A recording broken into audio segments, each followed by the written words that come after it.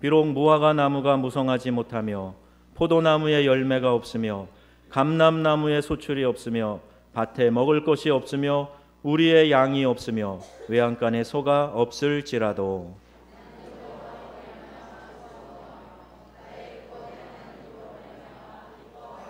함께합니다. 주 여호와는 나의 힘이시라. 나의 발을 사슴과 같게 하사 나를 나의 높은 곳으로 다니게 하시리로다. 이 노래는 지휘하는 사람을 위하여 내 수금에 맞춘 것이니라. 아멘. 선교사로 있을 때 우리 개척했던 교회가 한 150명, 200명 이렇게 성장을 했는데, 그 교회에서 추수감사절 축제 때 예배, 이렇게 드리는 예배 때 어떻게 하는가 영상을 한번 잠깐 보겠습니다. 영상을 잠깐 보시고 그리고 오늘 말씀을 이어가도록 하겠습니다.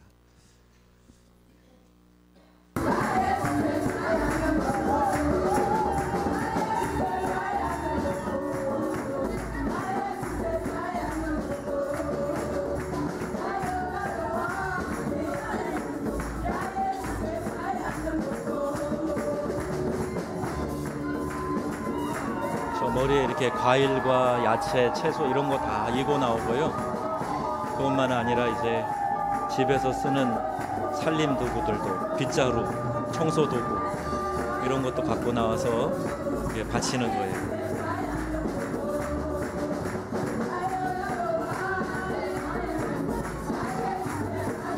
저게 끝이 아닙니다. 기관별로 다 나오거든요. 기관별로 다 나와서 춤추면서 즐겁죠?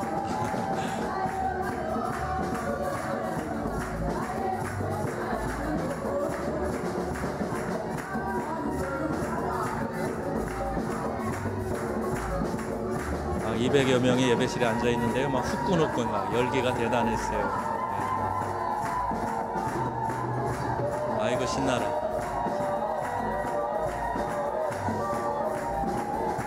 우리도 한번 해볼까요?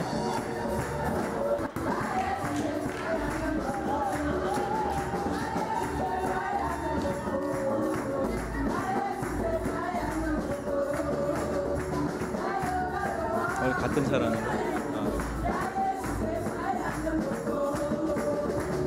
젊은 그룹이 아직 안 들어왔는데 같은 사람이 또 들어와요.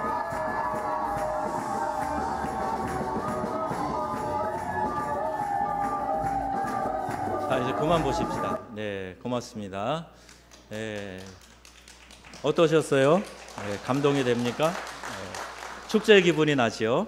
그래서 우리가 다 일어나서 한번 이 춤을 같이 췄으면 좋겠으나 저도 춤이 잘 안 돼서 무리한 요구는 하지 않겠습니다. 자, 그 대신에 여러분 한번 큰 함성으로 하나님 감사합니다 이렇게 외치시는 거예요. 큰 함성 소리로 배에 힘을 주시고 다 같이 시작. 하나님 감사합니다. 할렐루야. 잘하셨습니다. 일부 예배도 많이 오셨는데 일부 예배는 한 번에 통과를 못해서 2번 했어요. 2부 예배는 한 번에 합격입니다. 자, 오늘 추수감사 주일입니다. 메이플라워라고 하는 배를 1620년 9월 16일 120명의 사람들이, 영국 사람들이 이 배를 타고 신대륙, 아메리카 대륙으로 향합니다. 왜? 신앙의 자유를 찾기 위해서. 이렇게 억압받고 박해받는 곳에서 숨어서 어렵게 신앙생활하는 거 너무 갑갑하다. 신앙의 자유를 찾아가자. 그리고 새로 발견한 신대륙으로 저 배에 120명이 몸을 실었습니다. 그리고 65일 동안 항해를 한 끝에 결국 11월 20일 미국 땅에, 지금 동부 보스턴 그 위쪽이에요, 도착을 하게 됩니다. 추운 날씨지요. 그리고 항해하는 동안 배에서 무려 44명이 목숨을 잃습니다. 그렇게 도착해서 여러 가지 아픔과 어려움과 또 그런 환경의 어려움을 접하게 되었을 때에 인디안들이 씨앗을 나눠주고 파종하는 방법을 가르쳐주고, 그래서 그 다음 해에 첫 수확을 얻게 됩니다. 이제 첫 수확을 얻어서 하나님께 감사하는 마음을 가지고 인디안들을 초청해가지고 이 감사의 예배를 드리게 된 것, 이것이 현대 우리가 드리는 추수감사절의 유래가 됩니다. 또 우리 미국에서는 11월 목요일 날, 11월 첫째 목요일, 넷째 목요일에 추수감사 날로 지키는데, 우리 한국 교회는 선교사님들이 들어오신 11월 10일을 기준으로 해서 1904년부터 지키다가 한 10년쯤 지난 다음에 11월 셋째 주일로 자리를 정하고 우리 한국 교회 추수감사절을 지키고 있습니다. 이 추수감사의 전통은 미국 교회에서 온 것 같지만 사실 성경이 더 그 근원적인 근거가 있어요. 바로 초막절입니다. 우리 성경 구약에 보면 유월절, 칠칠절, 그리고 이 초막절을 이스라엘의 3대 절기로 꼽고, 그 중에서 이 초막절이 가장 큰 절기고, 또 성경의 말씀대로 모든 유대인 남자들은 이 절기를 지키도록 하나님이 명하셨던 것이지요.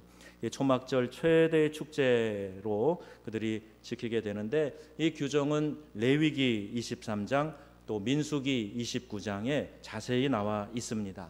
즉 가을 거지를 하고 나서 그들이 올리브와 포도와 무화과 등을 거두고 그것을 감사하면서 이제 해를 마치며 하나님 이렇게 풍성한 수확을 주셔서 감사합니다. 그리고 지키는 절기가 바로 이 초막절인 것입니다.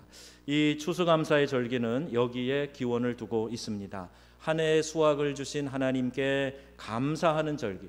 그래서 이 기회에 우리의 삶에 감사가 회복되고 또 하나님을 향한 감사가 더욱 깊어지고 풍성해질 수 있기를 주 예수님의 이름으로 축원합니다. 제가 한번 질문 드릴게요. 여러분 얼만큼 행복하십니까? 얼만큼 행복하세요? 제 얘기가 떨어지기가 무섭게 입가에 미소를 착 띄시는 어느 권사님 계셔요. 참 좋아 보입니다. 얼만큼 행복하세요?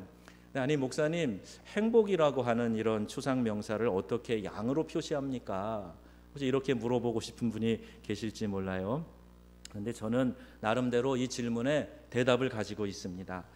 사람은요, 감사하는 만큼 행복하고 불평하는 것만큼 불행해진다 하는 거예요. 그러니까 감사의 양이 얼마나 되는지를 보면 내가 얼마큼 행복한가를 재는 척도가 될 수 있다는 얘기지요. 즉 내가 얼마큼 행복한가, 얼마큼 감사하고 있는가, 이걸 한번 헤아려 보면 됩니다. 왜 감사가 행복과 불행을 결정하는가, 그 기준이 되는가. 행복하다라는 말, 이건 형용사인데요. 이 단어를 사전에서 정의를 찾아보면 이렇게 되어 있어요. 욕구가 충족되어 충분한 만족과 기쁨을 느끼는 상태, 이것을 행복하다라고 정의하고 있는 거예요. 욕구가 충족된다는 거죠. 그래서 메슬로라고 하는 분이 1950년 칼 로저스라고 하는 이 두 분의 유명한 심리학자인데요. 미국에서 큰 족적을 남기고 활동한 분들이에요. 이분들은 인본주의 심리학자이죠, 물론. 그리고 교육학을 한 분들도 이분들에 대한 연구를 많이 했을 겁니다. 그들이 한 주장 가운데 인간이 가지고 있는 기본 욕구를 5가지로 설명합니다. 그 첫 번째는요, 생명을 유지하고 종족을 보존하는 데 꼭 필요한 선천적, 생리적 욕구가 있다. 이게 가장 기본적인 욕구라는 거예요. 좀 저속한 표현이지만 먹고 싸고 자고, 자, 이런 욕구가 인간에게 있고, 이 기본 욕구, 그것을 1차적 욕구라 그래요. 이 1차적 욕구가 채워져야 그 다음에 이제 2차적 욕구로 나가는 거예요. 2차적 욕구는 안전에 대한 욕구입니다. 신체적, 정서적 안정감을 누리고 싶어하는 그런 욕구예요. 내 몸이 좀 안전했으면 좋겠다 하는 거고요. 거기서 충족이 되면 이제 3단계로 갑니다. 소속감, 애정에 대한 욕구예요. 그래서 취직도 하고 결혼도 합니다. 4단계는 존경에 대한 욕구입니다. 명예욕이라고도 할 수 있는데요. 이것은 내 존재 자체가 가치 있게 여김을 받고 싶은 거예요. 나 존경받고 싶어, 이런 욕구가 있습니다. 대부분 연세 드신 남자분들은 아마 다 그럴 거요. 명예욕이 대단합니다. 이런 것이 기본 욕구 가운데 있어요. 5단계는 자아 실현의 단계입니다. 모든 것을 다 이루고 나서 그 평안함 가운데 이젠 자신의 자아를 완성시키려고 하는 단계인데, 이 단계까지 이르는 사람은 별로 없다. 이렇게 연구 결과를 이야기합니다. 이 세상이 가르쳐주는 것은 욕구가 충족될 때 그때 사람은 행복을 느낀다. 이렇게 이야기하는 거예요. 그런데 과연 각 단계마다 우리의 욕구가 온전히 충족될 수 있는가? 이걸 한번 생각해 봐야 합니다. 잠시 만족은 있을 수 있겠으나 계속해서 인간의 욕심, 이것은 끝도 없어요. 처음 난 이것만 있으면 행복할 것 같다 그러지요. 그 행복이 얼마나 갑니까? 잠깐뿐이에요. 그리고 또다시 다른 욕구로, 더 큰 욕구로, 더 큰 욕구로. 그래서 우리는 욕구의 만족을 통해서 행복해질 수 있다 하는 것을 현실적으로 불가능하다고 생각합니다.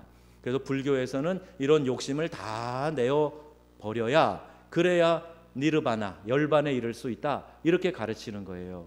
그러나 이것도 역시 쉬운 일이 아닌 것이지요. 결국 행복과는 거리가 먼 삶을 사는 게 우리의 인생인 것 같습니다. 이처럼 인간에게 나타나는 현상만을 연구해서 답을 찾아가는 심리학이 풀지 못하는 것을 성경은 분명하게 설명하고 있습니다. 인간이 어떻게 행복할 수 있는가? 그 답을 오늘 주고 계세요. 그 답은 감사에서 찾아지는 것입니다. 얼마큼 감사하냐에 따라서 얼마큼 행복하냐, 이것이 결정이 된다 하는 거지요. 무엇을 감사할 수 있을까요? 오늘 본문을 보면 도저히 감사할 수 없는 상황에 직면해 있습니다. 오늘 17절에 보면요, 무화과나무도 무성치 못해요.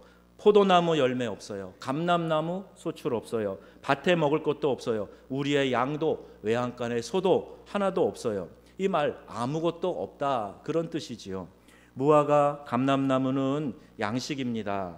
또 포도나무 열매는 음료예요. 밭에 나는 것, 채소, 곡식, 먹고 사는 음식 아닙니까? 양과 소, 고기, 우유를 줄 뿐 아니라 노동에 사용하는, 농사에 같이 일해야 되는 거예요. 더 나아가서 이 양과 소는 하나님께 제사 드릴 때 꼭 필요한 재물입니다. 근데 그것마저도 없다는 거예요. 다 없다는 겁니다. 정치, 경제, 우리의 생활, 생계수단, 종교, 모든 것이 다 엉망이 되어버렸다, 그런 의미를 말하고 있는 겁니다. 이 상황은 매슬로의 주장에 의하면 1단계의 기본 욕구도 충족되지 않는 그런 상황이에요. 먹을 것 없다니까요. 1차적인 기본 생리적인 욕구도 채울 수 없는 그런 단계예요. 1단계가 충족되어야 2, 3, 4, 5단계로 갈 텐데, 그런데 1단계부터 지금 문제가 있고 채워지지 않는 그런 상황인 것이죠. 그런데 하박국 선지자는 감사하고 있습니다. 여기요, 위대한 접속사가 나와요. 없을지라도 라고 하는 말이에요. 이 말은요, 그럼에도 불구하고 라는 그런 의미를 갖고 있습니다. 여러분, 성숙한 신앙은 그럼에도 불구하고의 신앙이에요. 무엇이 조건이 되어서 그게 나를 좀 안위를 해주고 내가 그걸 좀 붙잡을 수 있을 것 같아서 그래서 믿음을 유지하는 것, 이건 성숙한 신앙이 아닙니다. 여러분, 성숙한 신앙은 그럼에도 불구하고, 한번 해보시겠어요? 그럼에도 불구하고. 다시요. 그럼에도 불구하고.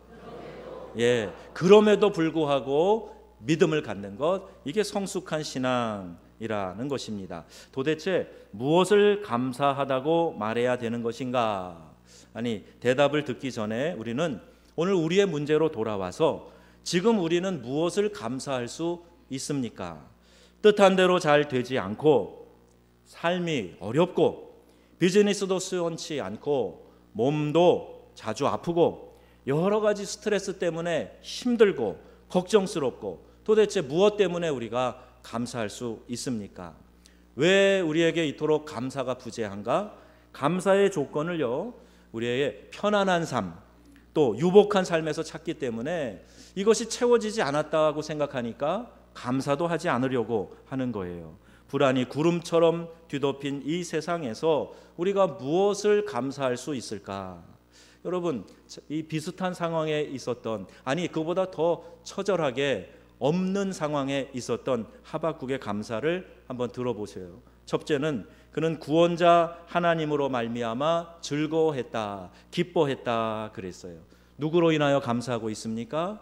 하나님 때문에, 날 구원해 주신 그 하나님 때문에 내가 감사합니다, 이렇게 지금 고백하고 있는 거예요. 인생은 누구를 만나느냐에 따라서 그 성패가 좌우됩니다. 인생에서 제일 중요한 분, 우리가 꼭 만나야 될 분, 그분은 바로 예수 그리스도이십니다. 예수님을 만나야 되는 거예요. 우리가 복음을 접할 때에 은혜, 인간, 예수 그리스도, 하나님, 믿음에 대한 이야기를 중심 단어로 해서 설명을 드려요. 아마 오늘 교회 처음 오신 분도 계실 줄 아는데요, 우리가 하나님의 은혜로 말미암아 값없이 주시는 하나님의 은혜로 구원을 받은 거예요. 천국은 값없이 주시는 하나님의 선물이다 그랬어요. 에베소서 2장 8절 10절 보면 너희가 그 은혜를 인하여 믿음으로 말미암아 구원을 얻었나니 이것이 너희에게서 난 것이 아니요 하나님의 선물이라 그랬습니다. 천국은, 영생은 하나님이 우리에게 거저 선물로 주시는 거다. 이 얼마나 감격스러운 말씀이에요. 너의 노력으로, 너희가 공로로 해야 된다 그러면 어렵지요. 우리 자신을 너무나 잘 알지 않습니까? 근데 하나님이 이 영생을 선물로 주셨다.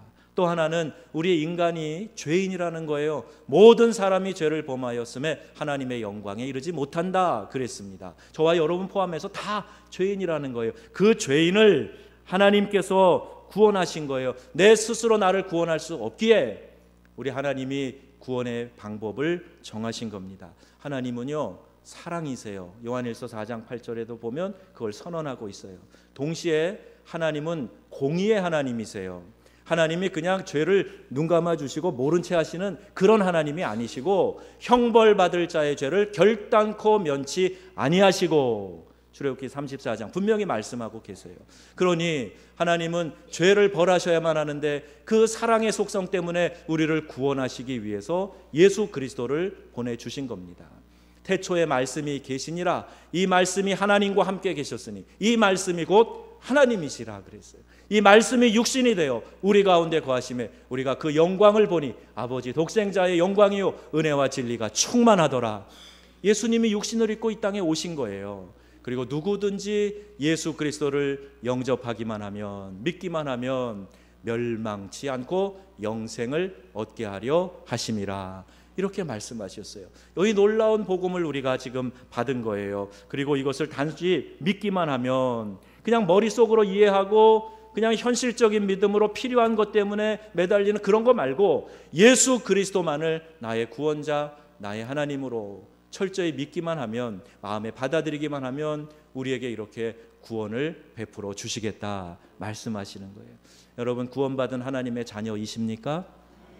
여러분 심령은 예수님을 영접하셨습니까? 그러면 나에게 구원을 주신 그 하나님으로 인하여 기뻐하시기를 축원합니다. 이 근원적인 기쁨이 우리에게 있어야 돼요. 이것 하나만으로도 만족합니다. 날 구원해 주신 하나님의 은혜, 그 사랑만으로 감사합니다. 이 고백이 오늘 우리에게 있어야 할 줄로 믿습니다. 여러분 우리가 사는 동안 예수님을 구원자로 만나지 못하면 죄송합니다. 그 예수님을 죽음 이후에 심판주로 만나게 됩니다. 지옥 형벌 받을 수밖에 없는 죄인이기 때문에 예수를 이 땅에서 구원자로 만나지 못하면 우리는 그 예수님을 심판주로 만날 수밖에 없는 거예요. 여러분 이 가운데 예배하는 분들 가운데 한 분이라도 지옥 떨어지는 사람 없도록, 구원받아 다 천국 백성 되시도록 주 예수님의 이름으로 축복합니다. 예수를 나의 구원자로 받아들이기만 하면 된다니 이 얼마나 엄청난 축복입니까? 또 하나는요, 두 번째, 그는 하나님의 선하신 뜻을 믿었기 때문에 감사할 수 있었어요. 비록 지금은 내가 아무것도 가지지 못했지만 하나님께서 나를 실패의 자리에 내버려 두시지 않을 거야. 하나님께서 내게 최선의 것을 베풀어 주실 거야. 이 믿음을 가졌던 겁니다. 하나님이 이 선하시다 하는 것을 그는 믿었기 때문에 지금 아무것도 없지만 하나님 감사합니다, 이렇게 고백할 수 있었던 거예요.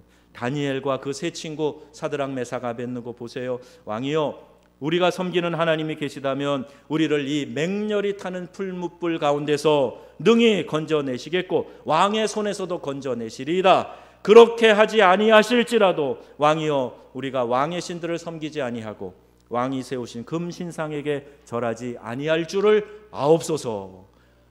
얼마나 멋있습니까? 포로로 잡혀간, 물론 귀족의 자제이들이기는 하지만 포로로 잡혀간 신세에서 지금 그 왕에게, 왕이여 우상에게 절하지 않겠습니다. 우리를 풀무불에 집어넣는다고 할지라도 하나님이 건져내실 것이고, 혹 그리 아니하실지라도 우리는 우상 앞에 절하지 않겠습니다. 아멘 하고 싶으시죠? 할렐루야. 그 고백을 하고 있어요. 우리가 복음성가 부르잖아요. 그리 아니하실지라도 감사해요. 주님 뜻을 믿기 때문이죠. 그렇게 찬양하잖아요. 지금 내가 만족스러운 상황이 형편이 아니라고 할지라도 하나님, 주님 선하시기 때문에 하나님이 나의 삶 가운데 은혜 베풀어 주실 줄 믿습니다. 그리고 감사를 드리는 거예요. 여러분에게도 이와 같은 감사가 있어지기를 축복합니다.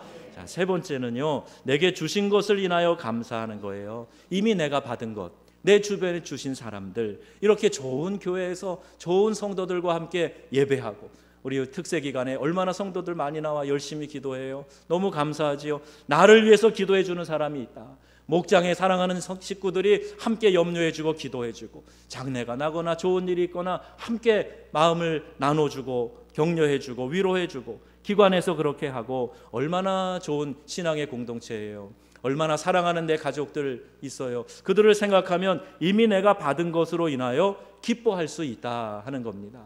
남을 위해 기도하고 마음을 주고, 이게 쉬운 게 아니에요. 우리 수요 예배마다 뜨거운 중보 기도가 있는데 얼마나 의미 있는 기도인지 몰라요.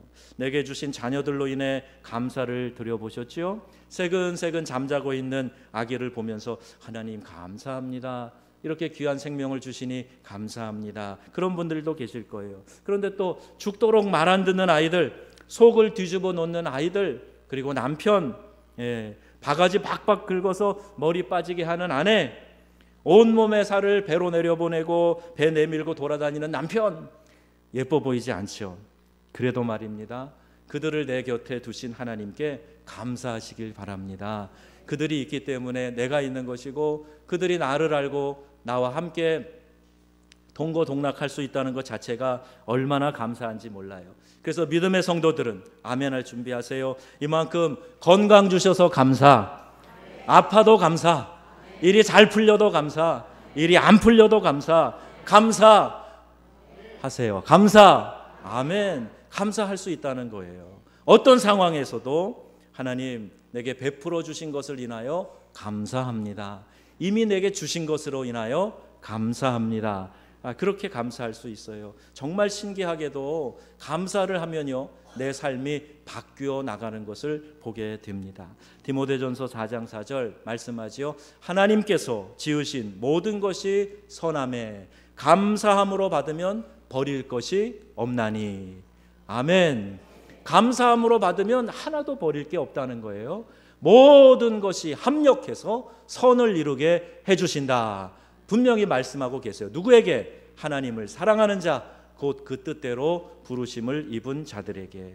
그래서 여러분, 감사라는 말, 영어에 thank you 하죠. 그 thank라는 말은 생각하다, think에서 온 거예요. 생각을 해보면 감사할 일이 많다는 거죠.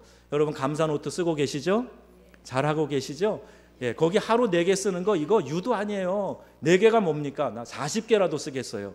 생각하고 쓰니까 계속 감사하는 것들이 생각나고 그러는 거예요. 그래서 생각해 보세요. 감사할 내용들이 무궁무진하다 하는 거예요. 어떤 상황에 처해 있어도 생각하면 감사할 수밖에 없습니다. 여러분, 좀 우스운 얘기인데요, 이해하고 들어주세요. 감사할 일을요 찾아보면 대머리도요, 대머리, 심각한 대머리도 감사할 것이 무려 6개나 있다 그래요. 자, 첫째는 뭔가 하면요, 여성에게는 거의 없는 현상이기 때문에 확실한 남성다움이 입증된 것이라 감사할 수 있다. 그게 첫 번째 감사예요. 두 번째, 하나님의 사랑을 받는 자가 대머리가 된다 그래요. 왜? 이거 하나님이 예쁘다 이렇게 하셔가지고 앞니말을 쓰다듬어서 대머리가 됐다. 세 번째, 대머리 중에 얻어먹는 거지 없다. 그러니 대머리 된 것은 내가 거지로 살지 않을 수 있다라는 그 신념이 있어서 감사하다. 또 네 번째, 엘리사 선지자, 그 위대한 선지자도 대머리였답니다. 비교적 목회자들 중에 대머리가 많이 있으신데 이것은 선지학교 엘리사 후손이라 그렇다, 이렇게 생각하라는 거예요. 다섯 번째, 물자를 절약할 수 있답니다. 비누 샴푸를 적게 쓸 수 있기 때문에 감사할 수 있다. 저는 여섯 번째가 좀 마음에 와닿는데, 하나님을 편하게 해드린답니다. 왜? 하나님이요, 마태복음에 보니까 날마다 우리의 머리칼까지 세신바 되셨다 그랬는데, 대머리는 머리숱이 적으니까 셀 일이 좀 줄어들어서 주님을 편안하게 해드리는 거다, 이런 우스개 얘기가 있어요. 이 이야기는요, 요는 뭐냐, 우리가 감사를 찾아보면 대머리 돼서 아유 나 창피해, 가발을 쓸까, 아이고 염려, 이렇게 하는 것보다 여기에서 감사할 거를 찾으니까 6개나 찾아지더라 그러는 거예요. 그러니까 감사는 찾아보면 어디서도 다 찾아질 수 있다 하는 겁니다. 또 하나의 사진을 보여드리겠습니다. 밀레의 만종입니다. 프랑스 파리 외곽에 바르비종이라고 하는 지역이 있는데요, 제가 파리에 살 때 종종 가던 곳이에요. 아주 조용한 마을인데 그 마을에 그림도 있고요, 전시관도 있고, 그래서 생각하고 싶을 때, 또 손님이 왔을 때 같이 갔던 그런 곳인데요, 거기에서 이 밀레가 만종이라는 그림을 그려서 유명한 작품이 되었죠. 1906년에 루브르 박물관에 기증을 합니다. 밭에서 일을 하다가 저녁 교회 종소리, 그 교회가 있어요, 거기에 교회 종소리를 들을 때 모자를 벗고 손을 모으고 감사의 기도를 드렸다 하는 이야기입니다. 근데 루브르 박물관에서 이 자외선 투사 작업을 통해서 보니까 저 여인의 뒤쪽에 수레가 보이시나요?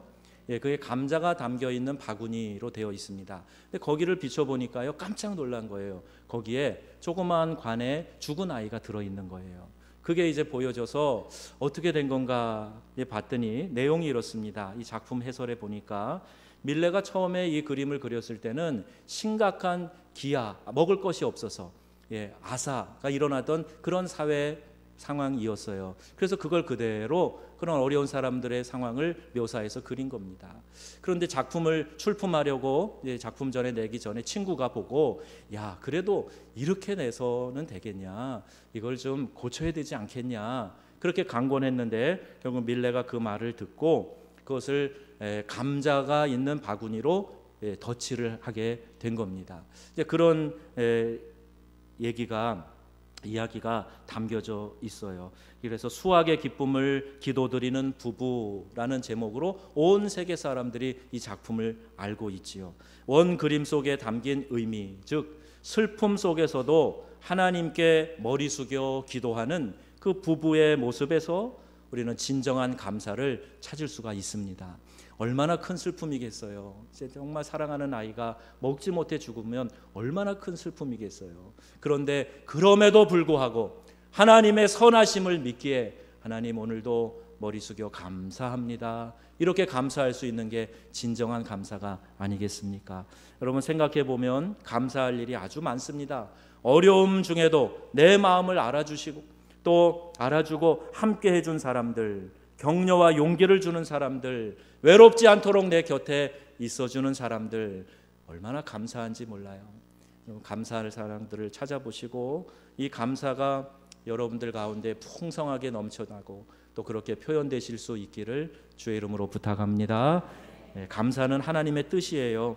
인류의 종말이 다가올수록 사람들은 점점 더 자기를 사랑하며 돈을 사랑하며 자긍하며 교만하며 비방하며 부모를 거역하며 감사하지 아니하며 거룩하지 아니하며, 이게 마지막 때의 징후라고 디모데후서 3장 2절에 말씀하고 있습니다.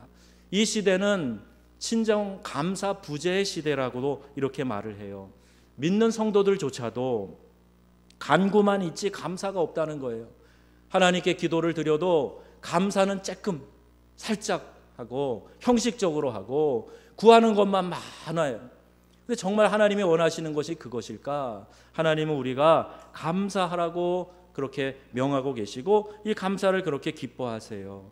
여러분, 이 자녀들이 부모에게 감사를 표현하는 일이 얼마나 있습니까? 어버이날이나 좀 할까요? 아이들이 늘 그냥 받는 걸 자연스럽게 당연하게 여기지 부모의 은혜 잘 생각하지 않고 감사 표현하지 않는 일들이 점점 더 많아지는 것 같아요. 부부 사이에는 어때요? 여러분 부부 사이에 서로 고마워하는 마음 갖고 감사를 표현하며 살고 있습니까? 아니면 불평과 원망과 짜증과 기대만 높아서 서로에게 상처를 주는 말만 더 하고 살아가고 있습니까? 그래서 성경은 우리에게 감사를 명령하고 계시는 거예요. 범사에 감사하라. 이는 그리스도 예수 안에서 너희를 향하신 하나님의 뜻이니라 말씀하고 계세요. 하나님의 뜻이 분명하게 우리에게 주어졌어요. 범사에 감사하라 하는 거예요. 범사에 감사하라는 것은 늘 일상 감사하라는 거예요. 여러분 이 종이 두들겼을 때 소리가 나야 종 아닙니까? 두들겨도 소리가 안 나면 이건 종이 아니에요. 우리 성도는 감사하지 않으면 성도가 아닙니다. 근원적인 감사도 있고 삶에 베풀어 주시는 감사도 있는데 그러한 감사를 싹 까먹고 하지 않으면 그건 성도의 본분이 아닌 것이에요. 여러분 감사가 중요하기 때문에 하나님의 정기점검이 있습니다. 그것이 바로 이 추수감사와 같은 감사절기예요. 정기적으로 감사하도록 우리에게 명하신 이유는 우리가 감사를 잘 까먹기 때문에, 잘 잊어버리기 때문에, 감사를 잘 표현하지 않기 때문에 이렇게 정기점검을 하고 계시는 거예요. 여러분 감사가 곧 인격이고 신앙인 줄로 믿으시기 바랍니다. 성숙한 사람은 늘 감사를 입에 달고 사는 사람이에요. 믿음이 없고 성숙하지 않은 사람은 늘 불평하고 원망하는 것입니다. 누구나 다 살면서 이런저런 상처를 받게 되어 있어요. 상처받는 일은 너무 자연스러워요. 그런데 희한한 것은요, 감사를 하면 이 감사가 상처를 싸매주고 그래서 감사로 인하여서 내 상처가 덮여지고 아물어지는 거예요. 그런데 상처받았다고 해서 원망하고 불평하고 다른 사람을 공격하고 그러면 다시 내게 그 상처가 돌아와서 이 상처는 더 깊어질 뿐입니다. 더 심해져 가는 거예요. 에베소서 5장 4절에 말씀하지요. 누추함과 어리석은 말이나 희롱의 말이 마땅치 아니하니 오히려 감사하는 말을 하라. 아멘. 무슨 말을 하라고요? 감사하는 말을 하라는 거예요. 어리석은 말 하지 말라는 거예요. 감사하는 말 하라 그랬습니다. 한 4년쯤 전에 작고하신 일본 과학자가 있는데 에모토 마사루라고 하는 분입니다. 이분이 쓴 책이 한국에 소개가 됐는데 물은 답을 알고 있다라는 제목의 책입니다. 물이요, 우리가 육각수 좋아하시죠? 육각수. 그래서 건강한 육각수 입자가 있는 물이 좋은 물이라는 거예요. 화면에 한번 보여주세요. 근데 이 물이요, 사람의 말에 영향을 받는다. 이렇게 과학자가 입증을 한 거예요. 그래서 증명을 해낸 겁니다. 그래서 물 사진이 위에 보시면 아름답게 육각형 모양을 내고 아주 밝게 빛나는 그런 구조로, 전자현미경으로 들여볼 때 그런 구조로 나오는데 그 맨 위에 있는 그 4개 뭐라고 말을 했을 때 그렇게 됐냐 하면요, 감사합니다, 고맙습니다, 또 이태리 말로, 독일 말로 낭케 뭐 이런 거 했겠죠. 그러니까 입자가 저렇게 밝은 육각형으로 나타났다는 거예요. 중국말로 시에 땡큐 그 밑에요. 다 써 있어요. 보십니까?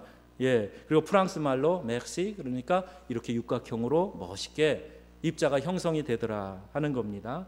그런데 그 밑에 세 번째 열에 보면 이렇게 이그러지고 육각의 입자가 다 찌그러지고 색깔로도 좋지 않은 그렇게 나오는 게 망할 놈, 악마, 유풀, 짜증나, 죽어버리겠다 이러면 맨 오른쪽 완전히 일그러지는 그런 입자가 되더라 하는 거예요. 맨 밑에 기도 전에는 저런 시커먼 입자였는데 기도 후에는 육각형의 보석 같은 저런 모습으로 나타나더라. 이걸 다 증명을 했어요. 과학자의 눈으로 찍어가지고 전자현미경에 나온 걸 증명을 한 겁니다. 물 사진이 가장 아름답게 나오는 말 감사합니다 이런 말이에요. 그리고 사랑합니다 이런 말에 이렇게 입자가 아름답게 나온대요. 우리 교회에 와서 이렇게 서로 사랑합니다, 축복합니다, 감사합니다, 우리는 벌써 알고 이거 하고 있잖아요. 우리 몸에 얼마나 많은 수분이 있는지 아시죠? 근데 우리 말이 이렇게 불평 원망하고 짜증을 내면 내 몸이 들어요. 그래서 내 몸이 건강하지 않게 되는 것, 내 말의 영향을 크게 받고 있다는 걸 아셔야 됩니다. 그래서 우리는 감사의 말, 축복의 말을 하게 될 때 그때 이 감사의 말이 축복의 세계에 코드를 꽂는 것이다 이렇게 말하고, 우리 사람도 감사의 말을 듣기 좋아하지만 하나님도 감사의 말을 들으시기를 기뻐하신다 하는 거예요. 여러분, 감사의 말을 하시기 바랍니다. 원망의 말을 버리시기 바랍니다. 이스라엘 백성들이 광야에서 원망했어요. 우리를 죽이려 하느냐, 우리는 망했다, 이렇게 말할 때 그들은 정말 광야에서 죽었어요. 가나안 땅, 약속의 땅, 젖과 꿀이 흐르는 축복의 땅 들어가지 못했습니다. 그러나 긍정적 보고를 하고 나왔던 여호수아와 갈렙, 그들이 가나안 땅에 들어갈 수 있었던 겁니다. 원망의 말을 지우고 감사의 말을 하세요. 우리가 살다 보면 불평 올라올 수 있어요. 그럴 때 여러분, 감사의 약을 드시면 됩니다. 감사의 약 드셔야 돼요. 여러분 안에 불평이 있으십니까? 그럼 여러분에게 감사의 약, 그것을 나눠드리고 여러분이 그것을 서로에게 말씀해 주시면 좋겠어요. 감사 계수기도 필요하고 감사 노트도 적어가면서 감사를 늘려가면 우리의 삶 속에 풍성한 은혜가 넘쳐날 줄로 믿습니다. 하나님께서 우리에게 감사를 명하셨을 때 우리 주님이 이 땅에서 공생애를 사실 때도 동일한 원리로 가르치셨어요. 누가복음 17장에 보면 10명의 나병 환자가 다 고침을 받았는데 한 명이 예수 발 앞에 와서 살해하고 감사할 때 예수님께서 하신 말씀이 9은 어디 갔느냐, 10명이 다 고침받지 않았느냐, 이렇게 말씀하세요. 그 9명 감사하지 않고 그냥 자기의 처소로 급히 간 사람들, 그들을 향해서 우리 주님이 하신 말씀 기억해야 합니다. 감사를 떼먹는 일, 주님이 기뻐하시는 일이 아니라는 거예요. 사람들 사이에서도 감사하다고 표현을 해야 할 때 감사하지 않으면 그때 마음이 좀 서운하게 되죠. 그리고 관계가 점점 멀어집니다. 내가 은택을 받고 도움을 얻고 친절을 누가 나에게 베풀었을 때 거기에 적당하게 감사합니다, 이런 표현을 할 줄 알아야 돼요. 감사는 사람 사이를 부드럽게 해주는 윤활유와 같고 동시에 감사는 하나님께 기쁨이 되고 하나님을 영화롭게 하는 것입니다. 그래서 오늘 시편 50편 23절에 감사로 제사를 드리는 자가 나를 영화롭게 하나니 그의 행위를 옳게 하는 자에게 내가 하나님의 구원을 보이리라, 이렇게 말씀하고 있어요. 여러분, 하박국처럼 감사할 수 없는 상황에서도 감사하게 될 때 비로소 주 여호와는 나의 힘이라고 고백할 수 있게 될 줄로 믿습니다. 그가 나의 발을 사슴과 같게 하사 나를 높은 곳으로 다니게 하시리로다, 이렇게 고백하는 거예요. 감사의 찬양을 올려드림으로 하나님이 나의 힘이 되어주시고 내 발을 사슴처럼 높은 곳으로 뛰어다닐 수 있게 새로운 힘과 은혜를 베풀어 주실 줄 믿습니다. 그리고 지금 이 고백을 올려드리는 거예요. 지금은 아무것도 없으나 감사를 통해서 하나님이 회복해 주실 것을 믿는다는 거예요. 구원의 기쁨을 주신 하나님께서 또한 나의 힘이 되어 주셔서 나를 높은 곳으로 뛰어다니게 하시니 얼마나 감사할 일인가, 이 고백을 합니다. 이 감사의 절기에 올 한 해 하나님의 은혜로 많은 것들 수확했습니다 라고 주님께 감사의 마음을 올려드리시기를 바랍니다. 또 이 감사의 절기에 불평하지 말고 내 주변에 있는 사람들에게 감사의 마음을 전해보세요. 이것이 오늘 저와 여러분들을 향한, 우리 공동체를 향한 하나님의 뜻입니다. 아멘.